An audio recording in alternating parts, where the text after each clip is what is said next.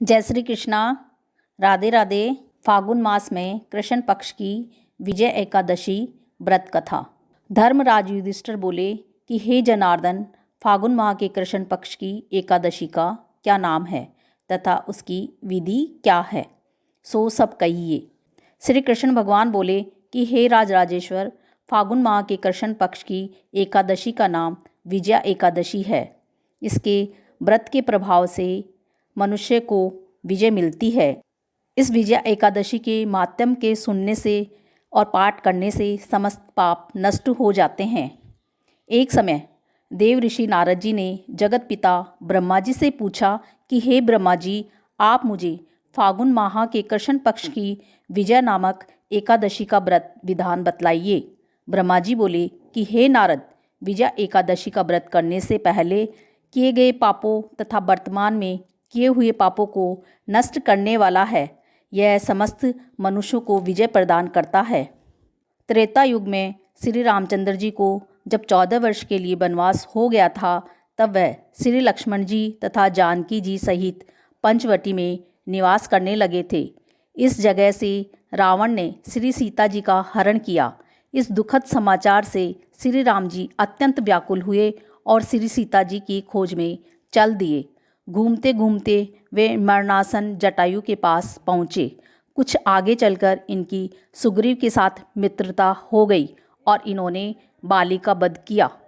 श्री हनुमान जी ने लंका में जाकर सीता जी का पता लगाया। वहाँ से लौटकर हनुमान जी श्री रामचंद्र जी के पास आए और उन्होंने सब समाचार रामचंद्र जी से कहा। श्री रामचंद्र जी ने सुग्रीव की संपत्ति लेकर बानरों भालुओं की सेना सहित लंका को प्रस्थान किया। श्री रामचंद्र जी जब समुद्र के किनारे पहुंच गए, तब उन्होंने महान और अगाध मगरमच्छ से युक्त समुद्र को देखकर श्री लक्ष्मण जी से कहा, हे लक्ष्मण, इस समुद्र को हम किस प्रकार पार कर सकेंगे। श्री लक्ष्मण जी बोले कि हे भाई श्री राम जी, यहाँ से करीब आधा योजन की दूरी पर कुमारी द्वीप पर बगदालभ्य नाम के मुनि रहते हैं। आप उनके पास जाकर इसका उपाय पूछिए। लक्ष्मण जी के वचनों को सुनकर श्री रामचंद्र जी बगदालभ्य ऋषि के पास गए और उनको प्रणाम करके बैठ गए। मुनि ने उनसे पूछा, हे श्री राम जी, आप कहाँ से पधारे हैं। श्री राम बोले कि हे ऋषिवर, मैं अपनी सेना सहित यहाँ आया हूँ और राक्षसों को जीतने लंका जा रहा हूँ। आप कृपा कर समुद्र पार करने का कोई उपाय बतलाइए। बगदालभ्य ऋषि बोले, हे श्री राम जी, मैं आपको एक उत्तम व्रत बतलाता हूँ। फागुन माह के कृष्ण पक्ष की विजया एकादशी का व्रत करने से तुम समुद्र से अवश्य ही पार हो जाओगे और तुम्हारी विजय होगी।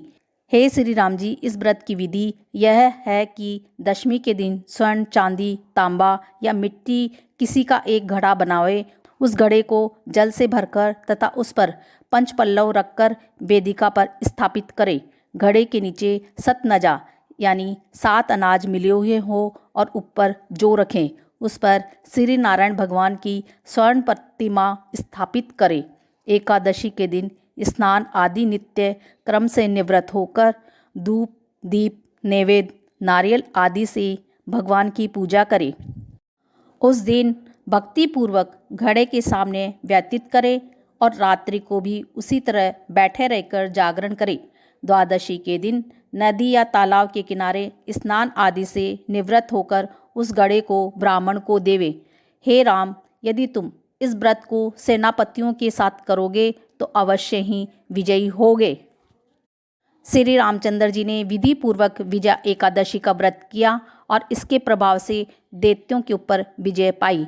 अतः हे राजन, जो मनुष्य इस व्रत को विधि पूर्वक करेगा उसकी दोनों लोकों में विजय होगी। श्री ब्रह्मा जी ने नारद जी से कहा था कि हे पुत्र, जो इस व्रत का माहात्म्य सुनता है उसको वाजपेयी यज्ञ के फल की प्राप्ति होती है। कथासार। विष्णु भगवान का किसी भी रूप में पूजन मानव मात्र की समस्त मनोकामनाएं पूर्ण करता है। भगवान राम हालांकि स्वयं विष्णु के अवतार थे, अपितु अपनी लीलाओं के चलते प्राणियों को सद्मार्ग दिखाने के लिए उन्होंने विष्णु भगवान के निमित्त इस व्रत को किया। विजय की इच्छा रखने वाला कोई भी मनुष्य इस व्रत को करके अनंत फल का भागी बनता है। विजय एकादशी का व्रत प्राणी मात्र को हर क्षेत्र में विजय श्री प्रदान करता है। जय श्री कृष्णा। राधे राधे।